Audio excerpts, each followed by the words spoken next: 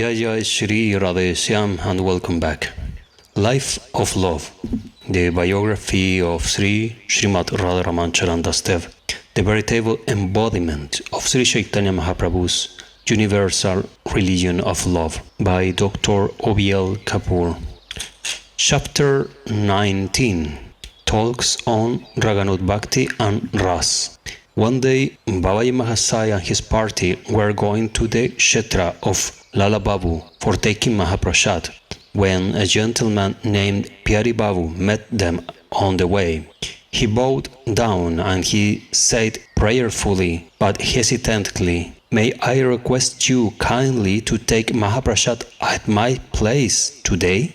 Babaji Mahasaya replied, "Why not? We're beggars, and if someone invites us for Mahaprasad of his own, what objection can we have?" Pyari Babu took them to his house and served them with Mahaprasad. After they had taken Mahaprasad, he requested them to rest. While they were resting, he said to Babaji Mahasaya, "Maharaj, I have the good fortune of having your darshan and listening to your kirtan at the time of Ratha Yatra. Even since then I have been longing to meet you and place my doubt and difficulties before you, so that I may be able to set my foot on the spiritual path with a clear mind and heart and with confidence." Babaji Mahasaya said, "Come, let me know what your doubts and difficulties are. You can express them without the least fear or reservation." Pyari Babu, "I would like to know what a fallen soul like me should do that he can make steady progress on the path of God realization." Babaji, "For weak, imbecile, sinful and Maya-bound jivas like us, the only remedy is Nama Sankirtan." Nama Sankirtan means glorification of the name. Which name? The name of Hari, Harinam. Glorification of the name. This is not a synonym of Kirtan, but glorification of the name, Nama Sankirtan. Pyari, "But there are many names of the Lord, like Rama, Krishna, Dwarkanath, Gopal, Giridhari, Radharaman, Gopivallabha, and so on. Which of these names should one take?" Babaji, "There are so many names because the Lord is infinite. He has infinite forms. Each form has a name, which is identical with the form. The name is the Lord Himself in that form. There have to be infinite forms, because there are devotees of different kinds, and their likings and dispositions are different. One has to choose a particular form according to his liking and fix his mind firmly on it." Prem. Pyari, "How can one set one's mind firmly on the form of God one likes? Mind, by its very nature, is unfixed. It moves always from one object to another." Babaji, "The only way of fixing the mind is through Prem, or love. If you love your Lord with all your heart and soul, your mind will automatically turn from the other things and remain always fixed on the Lord." Pyari, "How to get Prema?" Babaji, "Prema is eternally realized, Nitya Siddha. It cannot be attained by any sadhana, spiritual discipline. It is a jewel that shines by its own light. Neither Shravana nor Kirtan nor other means can generate Prema." Super important line. Prema, it cannot be attained by any sadhana, spiritual discipline. It is a jewel that shines by its own light. Neither Shravana nor Kirtan nor other means can generate Prema. All spiritual disciplines aim mainly to the purity of the heart. When the heart is purified, Prema, which is already there, becomes manifest. This may be explained by means of an example. Suppose a rich man keeps many jewels inside a box made of glass. Someone paints the box with black paint. Both the box and the jewels are lost to the view of the rich man. He begins to search the jewels here, there, and everywhere, but not finding them anywhere, he is struck with grief. The grief is so intense that it makes him lose his memory. He forgets that he ever had the jewels and asked everyone how to get jewels and become rich. He has only to remove the paint from the box to see that he already has the jewels. Similarly, one has only to remove the impurity of the heart by means of Sadhana Bhakti to see and feel that Prem is already there. Vidhi and Raganuga Bhakti. Pyari, it is said that there are two kinds of Sadhana Bhakti, Vidhi and Raganuga. What is the difference between the two? Babaji. Vidhi means rule or law. Vidhi or ritualistic bhakti consists in following the rules and regulations laid down in the Shastras. The Shastras specify certain rules of conduct. If a person violates those rules, he goes to hell and suffers untold pain and misery. If he follows those rules, he goes to heaven and enjoys its pleasures. The sadhaka who follows Vidhi Bhakti is prompted in his worship not by love of God, but by the fear of pain and the desire of happiness. Therefore, his bhakti is inductory. It consists mainly in following the rules and regulations of the Shastras. Raganuga Bhakti, on the other hand, is love-oriented. In Raganuga Bhakti, the devotee aims only at the happiness of the Lord. He cares little for his own happiness. Therefore, he disregards the rules and regulations of the Shastras for the happiness of the Lord, if necessary. Externally, Vidhi and Raganuga Bhakti may appear to be the same, but the mental attitude of both is different.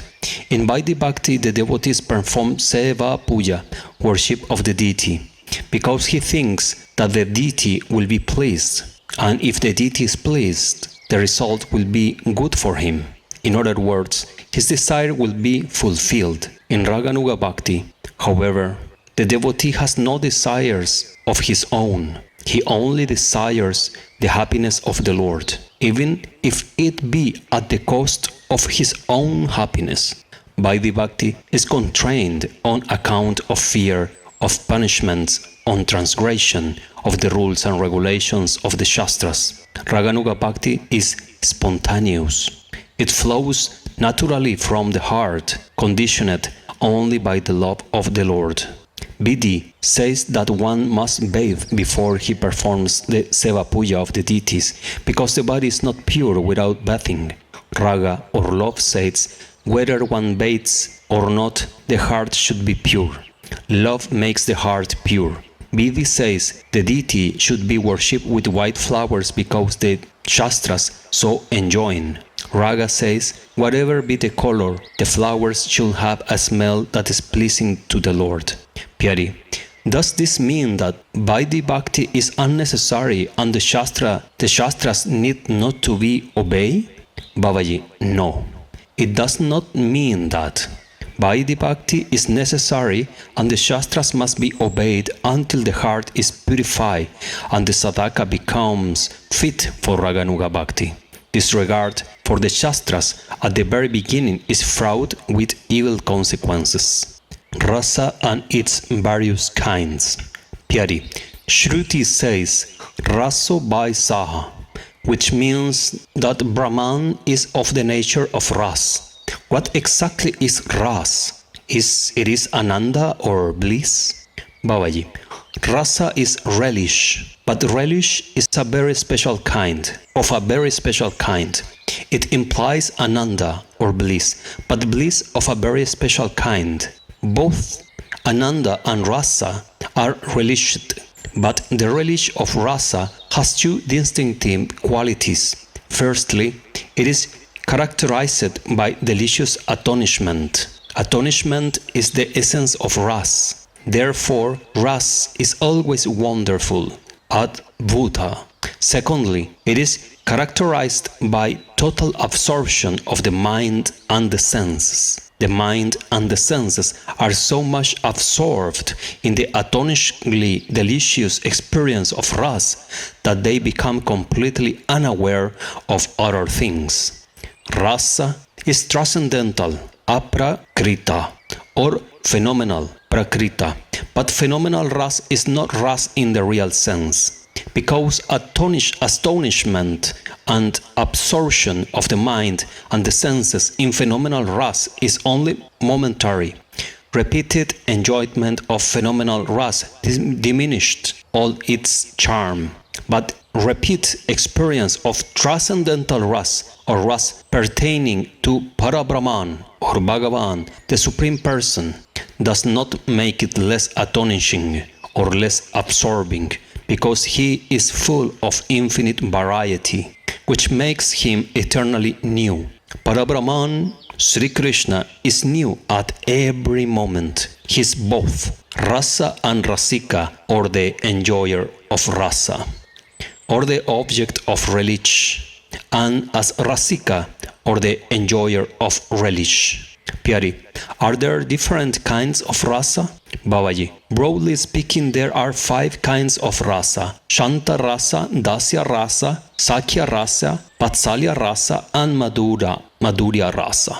In Shanta Rasa, the devotee has faith in a God who creates and governs the universe and worships him as such. He does not cultivate any kind of relationship with him. The other 4 rasas imply some kind of relation with the Lord. Relationship as between master and servant in Dasya, as between friend and friend in Sakhya, as between father and son in Vatsalya, and as between husband and wife in Madhurya Rasa.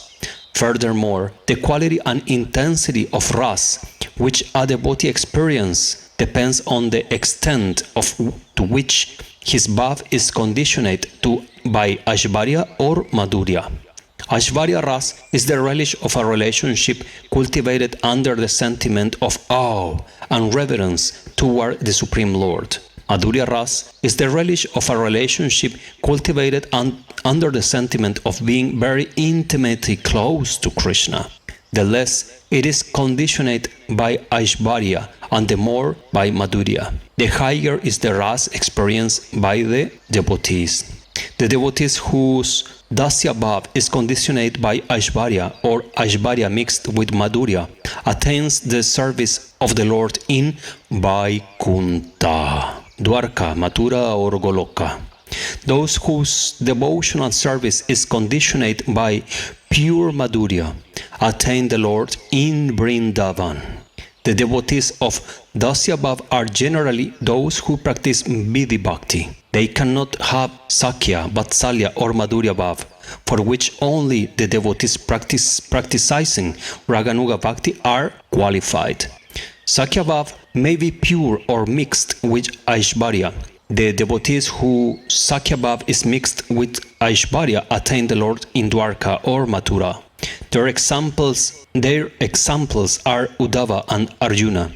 When these devotees see the Aishvarya of the Lord, they become conscious of his divinity and begin to regard themselves as offenders on account of behaving toward him like friends. The devotees of pure Sakhya Bhav attain the Lord in Vrindavan. Their examples are Sridham, Suvala, Amadumangal, etc. They do not regard Krishna as God, even when they see his Aishvarya. So, when Krishna lifts Govardhan hill, they run to his help by trying to support the hill with their staffs. They do not even hesitate in climbing his shoulders or giving him things to eat, part of which they have eaten themselves. Their pure love, which is not affected in the least by Krishna's Aishvarya, makes Krishna also forget his own divinity.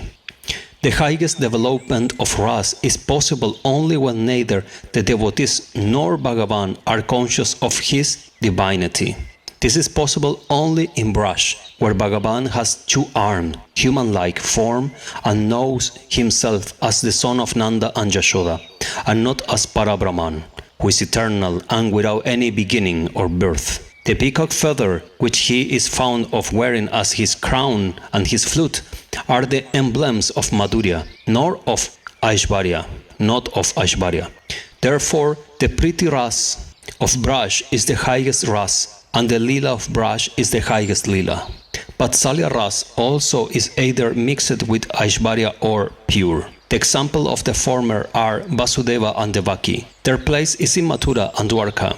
They forget their parenthood on seeing the Aishvarya of the Lord. This is evident from the fact that soon after his birth, when Krishna assumed the four-armed form to test their Vatsalya, they began to pray to him with folded hands. They can never ever think of scolding or chastising Krishna as their son.